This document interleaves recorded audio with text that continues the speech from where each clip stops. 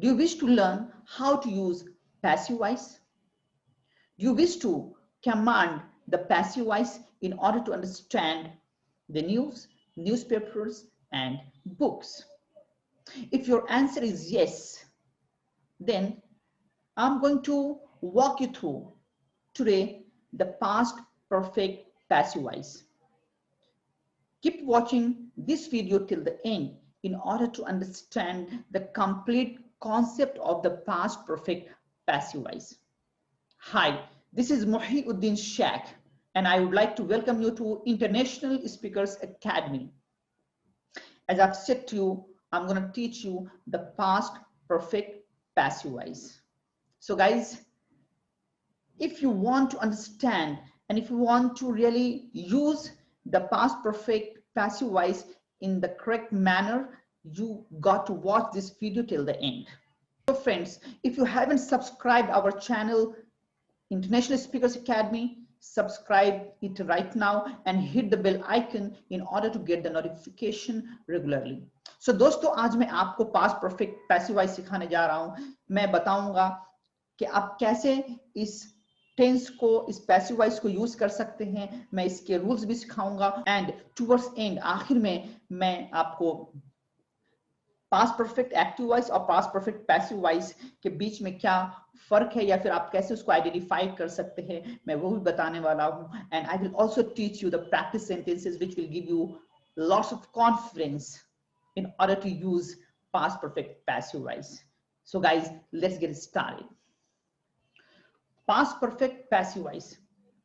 Friends, it's very important to understand how to use past perfect passive voice because I have observed many people use this particular tense incorrectly.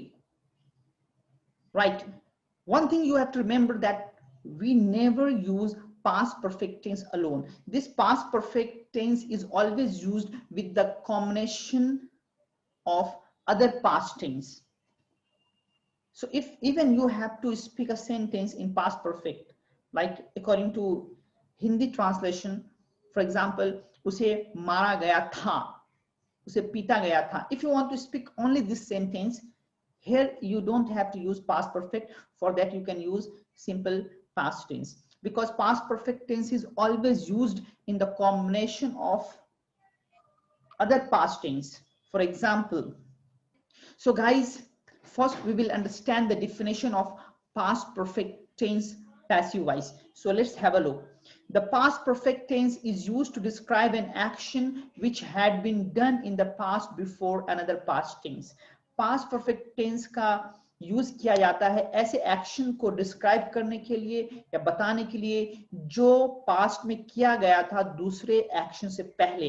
It means we don't use past perfect tense alone. The past perfect tense is always used in the combination of other past tense. For example, जब मैं first आया तो मुझे award दिया गया. Right? जब मैं first आया तो मुझे अवार्ड दिया गया. Which action took place first? इन दो सेंटेंस, जब मैं फर्स्ट आया तो मुझे इनाम दिया गया. फर्स्ट आना और इनाम दिया गया, इन दोनों में से कौन सा एक्शन पहले हुआ? फर्स्ट आना. So when I had stood first, I was given award. Right? So इस तरह से हम लोग पास्ट परफेक्ट टेंस का यूज करते हैं, जो हम आगे देखेंगे. All right. Now we will look at the rules. The rules are simple in affirmative sentence, as you have learned that in the passive voice we use object first, right, and then helping verb and then past participle. Irrespective of tenses, in passive voice we use the third form of the verb. Verb का third form इसमें हम use करते हैं, चाहे present हो, past हो या future हो. सो अफर्मेटिव सेंटेंस के अंदर में पहले ऑब्जेक्ट आएगा, फिर हैड बीन, फिर पास्ट पार्टिसिपल. ऑब्जेक्ट चाहे जो भी हो, I, you, we, they, he, she, it, singular, चाहे जो भी हो ऑब्जेक्ट, उसके साथ में हम हैड बीन यूज करते हैं और पास्ट पार्टिसिपल.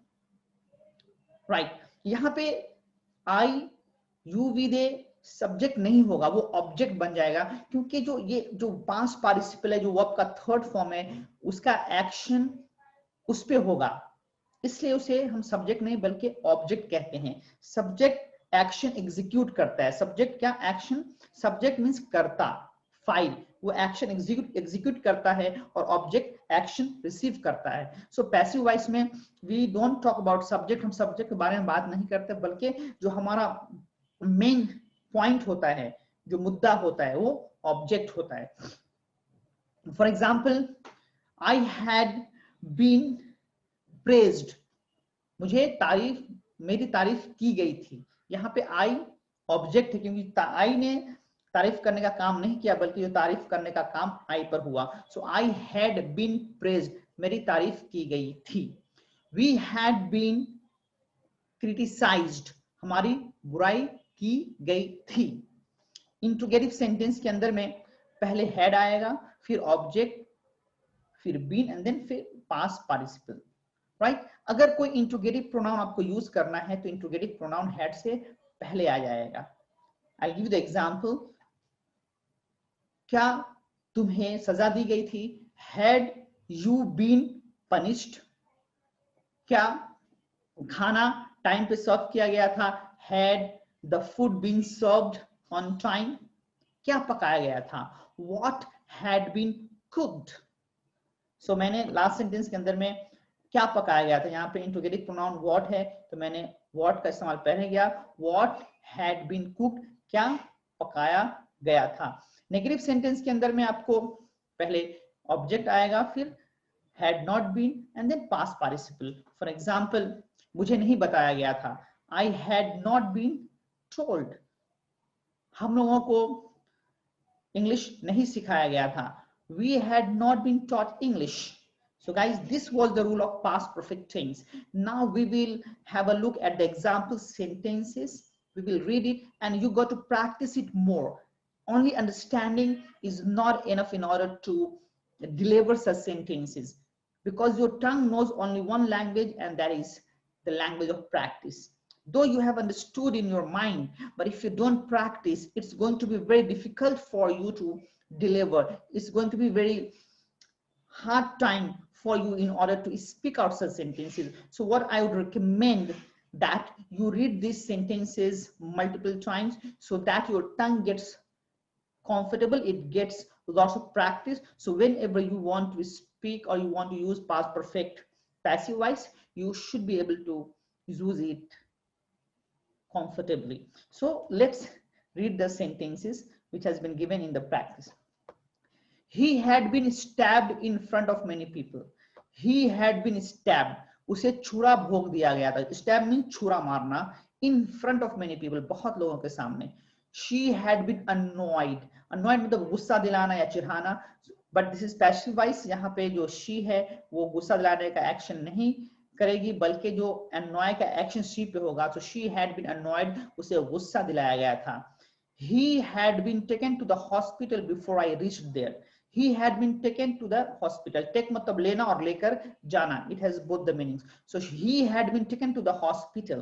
उसे हॉस्पिटल ले जाया गया था before I reached there. मेरे वहां पहुंचने से पहले, मेरे वहां पहुंचने से पहले उसे हॉस्पिटल ले जाया गया था।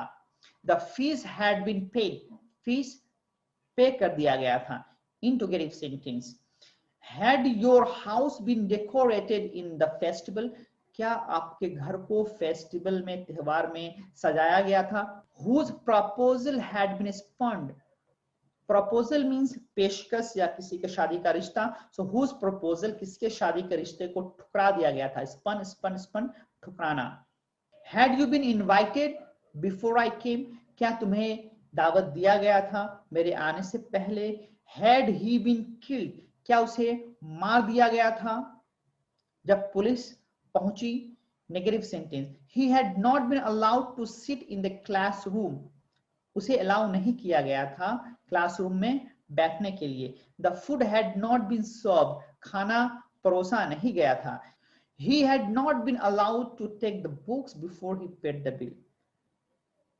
बिल पे करने से पहले उसे बुक लेने के लिए अलाउ नहीं किया गया था। We had not been compelled to work before we argued with him. हमें काम करने के लिए मजबूर नहीं किया गया था उससे बहस करने से पहले। I'll teach you how you can identify between past perfect active voice and the past perfect passive voice. It's very simple, right? It's very simple. Whenever you have a sentence with had been and third form of the verb, जहां पर भी आपको had been और verb का third form दिख जाए तो आपको समझ जाना है कि वो past perfect passive voice है, और उसका translation past perfect passive voice की तरह करेंगे। जैसे he had been stabbed, उससे छुरा भोंका गया था। अगर been नहीं है, सिर्फ he had stabbed है, been के बगैर सब्जेक्ट हैड और थर्ड फॉर्म है, तो इसका मतलब कि वो एक्टिव वॉइस है। अगर बीन के बगैर कोई सेंटेंस है तो आपको समझ जाना है कि वो एक्टिव वॉइस है। वहां पे जो ही होगा वो, या कोई भी जो पहले वर्ड होगा वो ऑब्जेक्ट नहीं सब्जेक्ट होगा। अगर आप बोलेंगे ही हैड स्टैब्ड, तो उसने छुरा भोंका था, but he had been stabbed, उसे छुरा भोंका गया था। तो जब भी आपको हैड बीन के बाद में वो आपका थर्ड फॉर्म मिले तो आपको समझ जाना है कि वो पास्ट परफेक्ट पैसिव वॉइस है। So guys, I hope you have understood how to make a sentence in past perfect tense. Thank you very much for watching this video. I catch you in next video. Take care. Bye bye.